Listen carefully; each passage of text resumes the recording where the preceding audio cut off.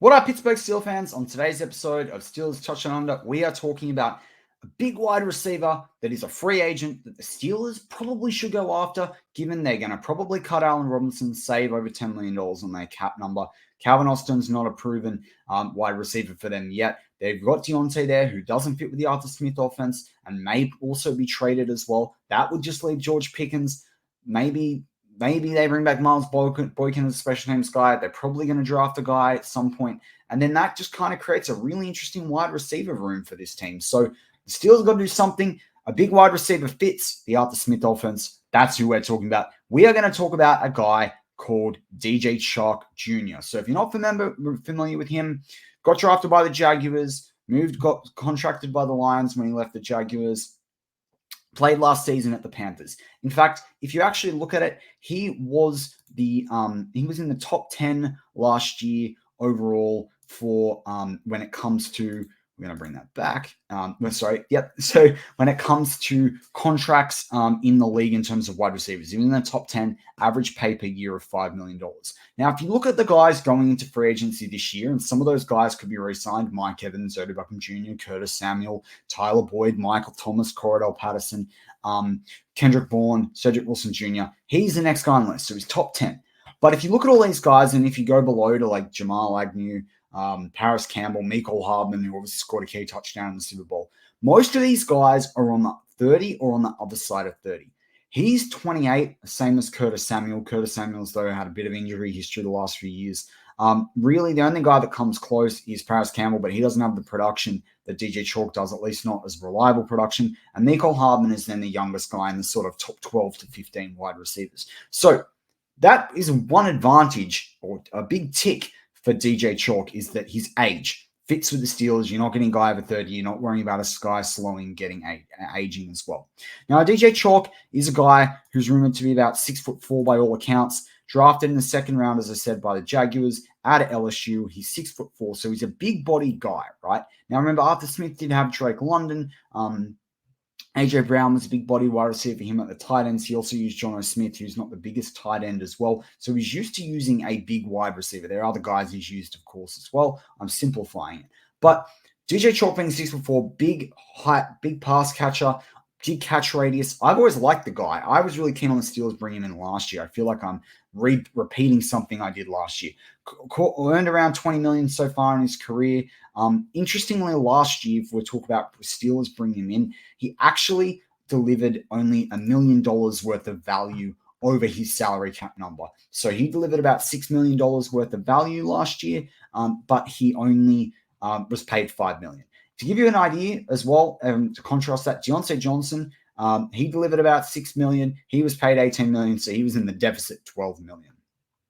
Now, if we look at DJ Chark, like what can we expect from DJ Chark in terms of stat-wise? As I said, drafted into Jacksonville, played out rookie contract, went to Detroit. At Detroit, he got given a decent deal there, so he was on a $10 million a year there, average pay packet there, $4 million on the cap, $5 is dead money when you look at that, but it was a $10 million. He earned the full $10 million because it was like in terms of what was guarantees, in terms of the way he was brought in there. Good 1-year contract for him, a prove-it deal. Obviously, they chose not to bring him back.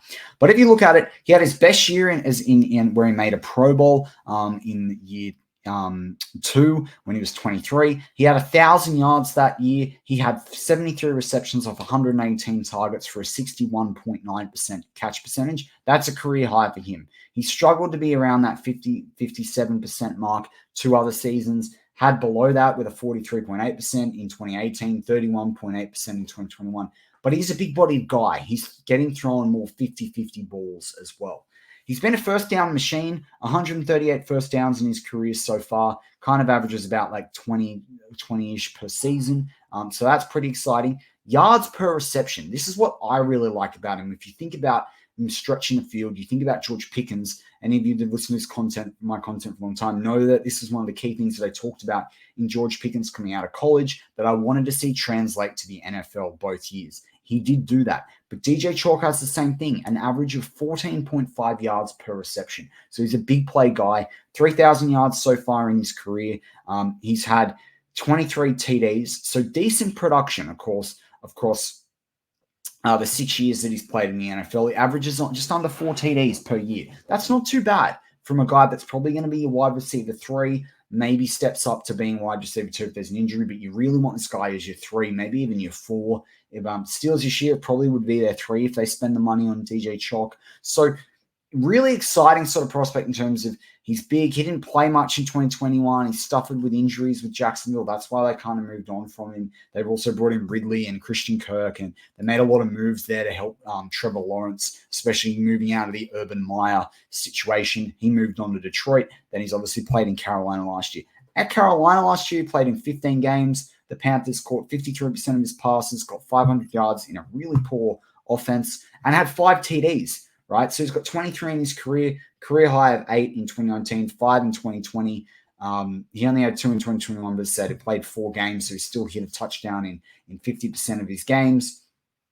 Then last year, in 2022, he had 3 touchdowns in those 4 games as I mentioned. And then, 5 last year for Carolina. So he's a guy that in the right offense, throwing a bit of ball, could do something. And he could be a massive red zone weapon that you compare with Darnell Washington and Pat Freiermuth. You create size in the red zone. That's going to be huge. So I really like that from DJ Chark as well.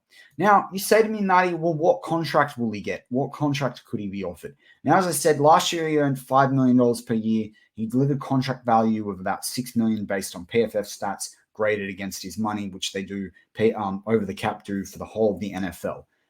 I think you're probably looking at, if I'm DJ Chark as well, I probably want a 2-year deal. I've been on 2 one-year prove-it deals. I'm getting near 30. So you're probably looking at something like 10, anywhere between 8 to 11, depending on how high he thinks he's going to go and what his market's going to be, because it's going to be some very expensive wide receivers, as I mentioned at the start of the show. There's going to be guys like your Mike Evanses, your Curtis Samuels, your Tyler Boyds, maybe Cedric Wilson Jr., maybe Odell Beckham Jr. that can all command plus $10 million per year. But if you're DJ Chark, I think you do something like you do a $4 million base, you do a $1 million incentive bonus in 2024. In 2025, it's another $4 million plus maybe about one-ish million in roster bonus. So if he makes the roster, gets that million. If he doesn't and he's cut, so be it, right? The Steelers, but it depends. The Steelers could probably go cheaper than that 10 million mark if they're willing to guarantee more. But anyway, I want you guys to let me know in your thoughts in the comments. Do you think the Steelers should bring in DJ Chark? Do you like the idea of a 6'4", 200-poundish wide receiver, guy that can stretch the field, guy that's pretty quick? I really like DJ Chark. I've liked him for a long time. As I said, for those listeners that have been tuning in to me since back when I was with the Steel Curtain Network that was formerly behind the Steel Curtain, I was back talking about DJ Chark then. I really like him, often have him in Madden teams, all the rest of it. But as I said, I want to get your opinion in the comments. Should the Steelers bring in a guy like this if he averages about 4 to 5 million per year? Would he improve this offense? You let me know in the comments. As always, go Steelers.